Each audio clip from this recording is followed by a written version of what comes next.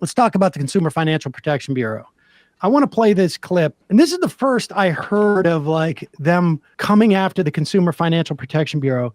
It was on the Vox Populi, Joe Rogan, where he invites all of his billionaire friends on to basically present conspiracy theories or just out and out lies or mechanisms in which to get popular support against things that end up protecting the populace, essentially. Here's Mark Andreessen explaining to Joe Rogan, a wrapped Joe Rogan, about debanking. Position of deciding who gets money. It's time to unleash economic growth. Elon explained that there's more agencies than there have been years of the United States. Correct. Yeah, 450 federal agencies and 2 new ones a year. Pause it for 1 second. I know this is not relevant, but Ryan, you've been working as a Washington bureau chief for years. Could you tell us the relevance of the traditionally, historically, of the proportion of agencies to years that a government has existed? Because this is, what is that quotient called? The Andreessen rule? Andreessen rule? Yeah. I mean, what's this, just like topsy-turvy bar trivia? There's also more members of Congress than the amount of years that the United States has been in existence. So checkmate. I mean, I don't know what this AI is supposed to prove. Yeah, I mean, right. I mean, it depends on what you consider to be and you know, there's no accounting for size. Fish and Wildlife Agency here, small business, this, like, yeah, just saying a big number like that is kind of absurd. Exactly. Yeah. If you put all those nickels together, it would reach to the moon. That's good. 50 federal agencies and 2 new ones a year. And then my favorite twist is we have this thing called independent federal agencies. So like, for example, we have this thing called the Consumer Finance Protection Bureau, CFPB, which was it's sort of Elizabeth Warren's personal agency that she gets to control. Financial and it's an independent agency that just gets to run and do whatever it wants, right? And if you read the Constitution, like, there is no such thing as an independent agency, and yet there it is. What does her agency do? Whatever she wants. What does it do, though? Basically, terrorize financial institutions, prevent new competition, new startups that want to compete with the big banks. Really? Oh yeah, 100%. How so? Just like terrorizing anybody who tries to do anything new in financial services. And can you give me an example? Debanking. This is where a lot of the debanking comes from. Yeah, let's pause it. Just to highlight one hilarious absurdity there. His argument there is that Elizabeth Warren set up this agency to protect Wall Street from competition against other banks. Those are words that just came out of his mouth to another human being who he expected to believe that. Do you think, I mean, everything he's saying here is almost 180 degrees backwards from the truth. Yep. Do you think he is consciously lying, or do you think he's just this stupid? He just knows, like, it's against my interests, so I'm just gonna say stuff. And I mean, because does he know that Joe Rogan's this stupid? Because if I'm Mark Andreessen and I'm on the biggest podcast in the country, I might be afraid to say something so untrue, because if the person across from me goes like, hey, wait a second, Elizabeth Warren, she's built her whole career on things like antitrust and attacking banks. You're saying that she's actually protecting banks? And hey, wait a second, she's a senator. She doesn't run this agency. Hey, wait a second. Like, he doesn't seem to be afraid of this. I think some of it is he thinks he can just get away with it. But I think some of it is he has personally been investigated by the CFPB, and his friends have, and not just the CFPB, it's actually more the Federal Reserve and the SEC. They have gone after different scam operations that he has put his money into. And I'm sure that has been very difficult for him. And I'm sure he has been in calls with his lawyers who are describing to him what's being done. And he's absolutely enraged and feels deeply victimized by this and feels a genuine sense of injustice, because these people surround themselves with sycophants who are all constantly telling them that their great ideas about building an island in the middle of the Pacific are amazing, and you're such a genius. So to have some pencil pushing accountant like Rohit Chopra come in and send him a letter and say, by the way, all this stuff you're doing is illegal. Like I'm sure there is a genuine visceral sense of injustice that then blinds him to the obvious reality that we can see. That's like, no, what you said just doesn't make any sense. I mean, it's like that noise that you get where you're watching one of those movies where somebody is next to an explosion and you just hear that. Yes. Yeah. But can I just ask? And nobody must correct him in his world ever. But so he's conflating here the rules that protect people from debanking with the. Well, but I'm asking. To do that, yeah. But I'm just asking Ryan, like he's conflating the rules that the CFPB had that protected people from getting debanked with the enforcement actions against him personally, and conflating those two things. Okay. Yeah, let's continue on, because that's where he's going to next. Okay. Oh yeah, 100%. How so? Just terrorizing anybody who tries to do anything new in financial services. Can you give me an example? Well, debanking. This is where a lot of the debanking comes from. Is these agencies. So debanking is when you as either a person or your company are literally kicked out of the banking system. Like they did to Kanye. Exactly, like they did to Kanye. My partner Ben's father has been debanked. Really? We had an employee who for what? For having the wrong politics, for saying unacceptable things. Under current banking regulations, here's a great thing. Under current banking regulations, after all the reforms of the last 20 years, there's now a category called a politically exposed person, PEP.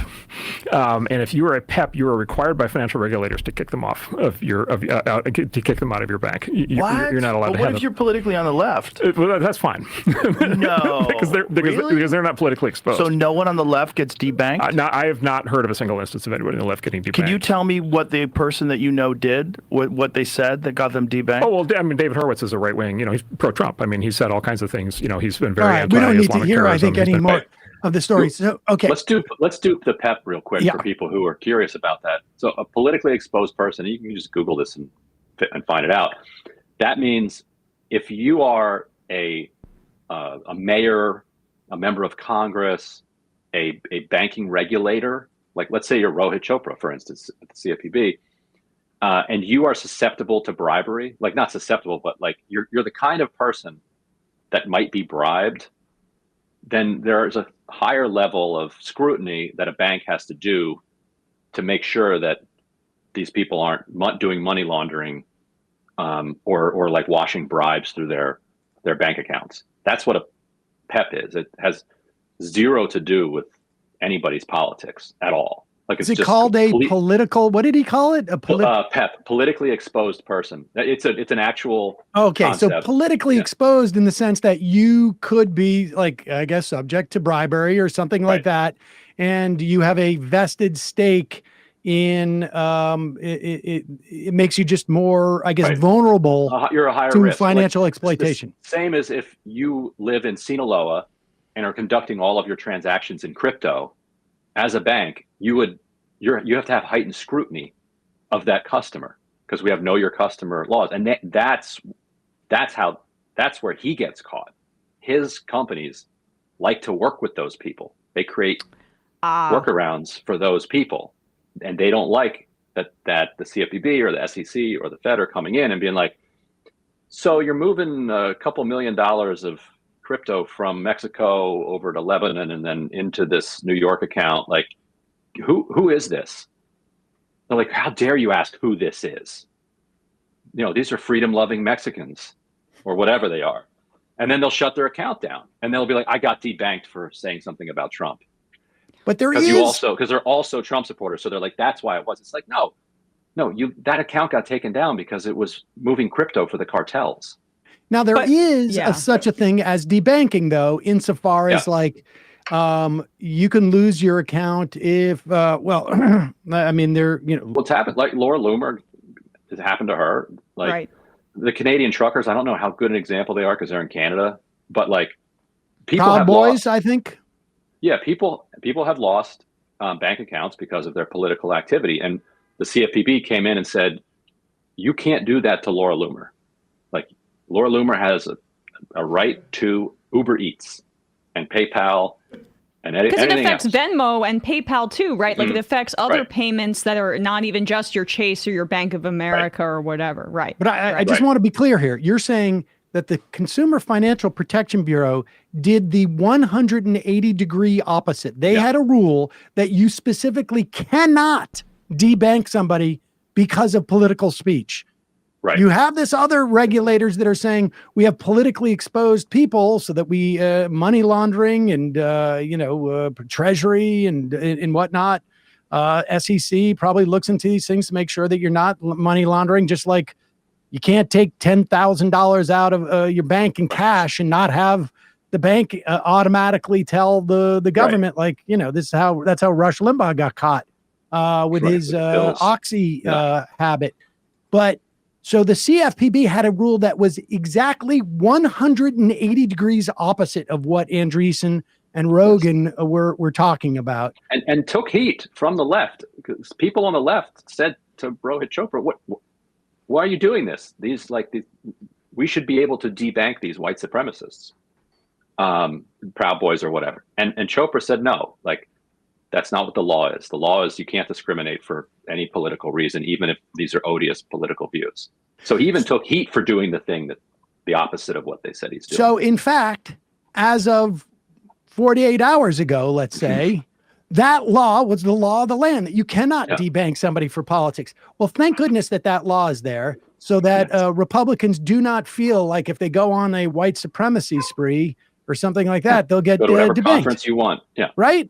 Yeah. You can swipe your card at the Marriott for the KKK and you're going to be as long as the Consumer Financial Protection Bureau has that essential regulation, as it were.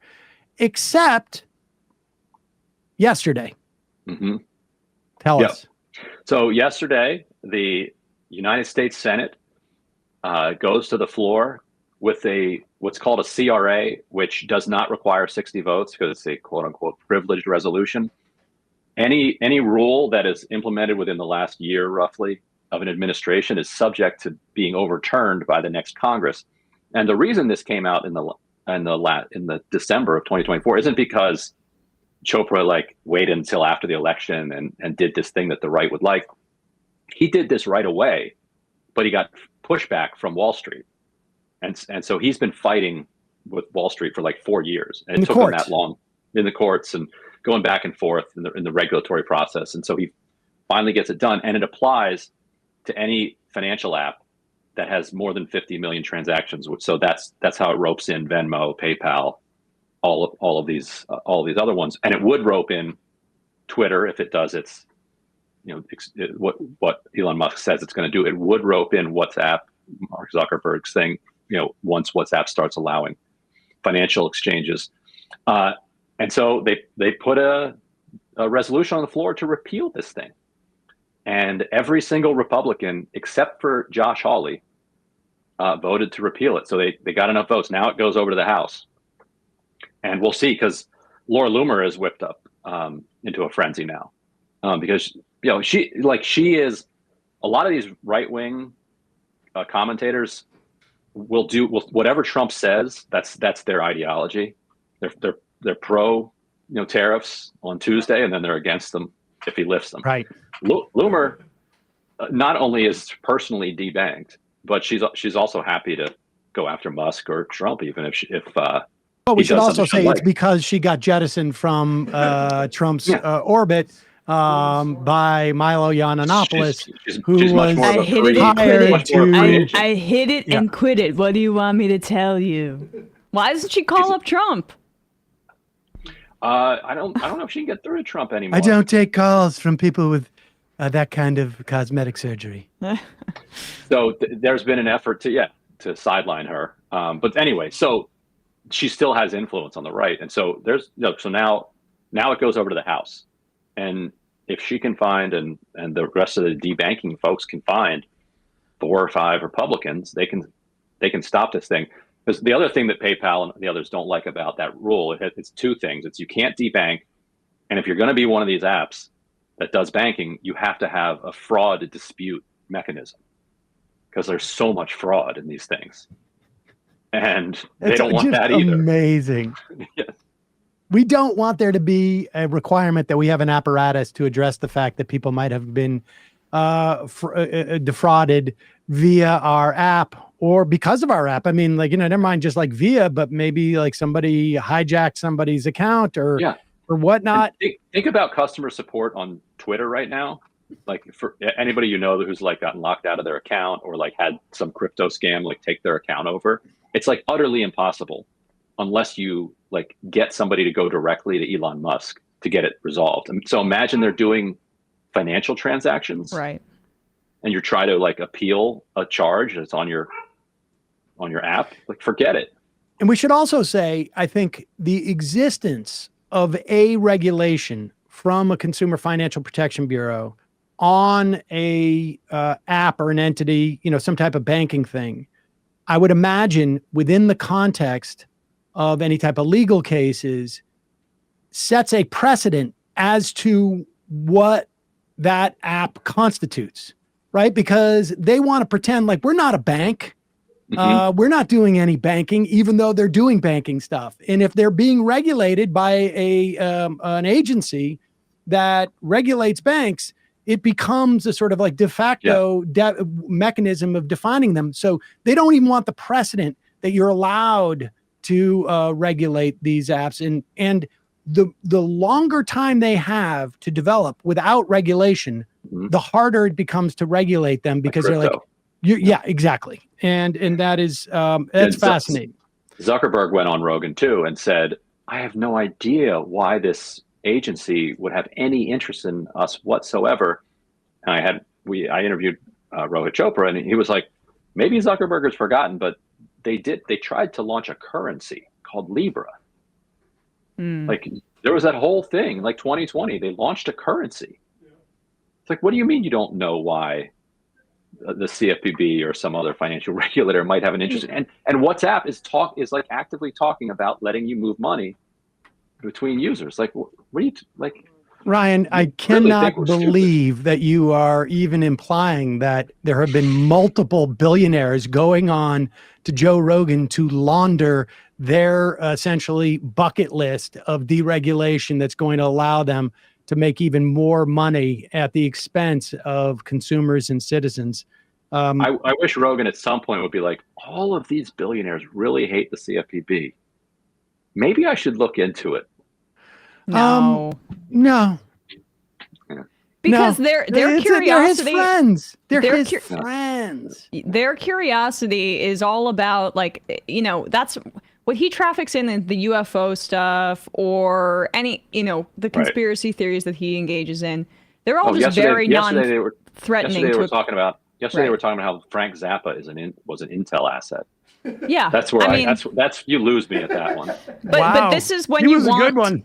When you want to like kind of just keep people in a constant state of conspiracism, but a conspiracism that doesn't actually threaten power in any way. I mean, that's what the Rogan podcast is at this point. It's a numbing kind of simulated attempt to look like you're challenging power. But like Zuckerberg came on and said almost identically what Mark Andreessen did. And then there was reporting that said that in November, Andreessen is on Meta's board, that the two of them met to discuss their new content moderation policies.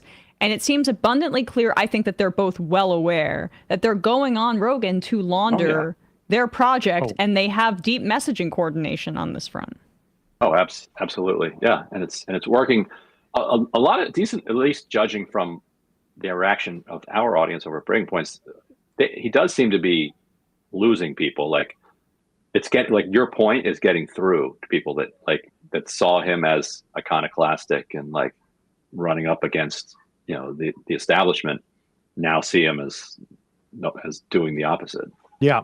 I mean, I think eventually this stuff catches up with you on some level. But hope springs eternal that it catches up even faster. Hey, folks, don't forget to hit the subscribe button and check out our daily show. We do it every day at 12 p.m. Eastern for about 2.5 hours. We even take phone calls. You should check that out.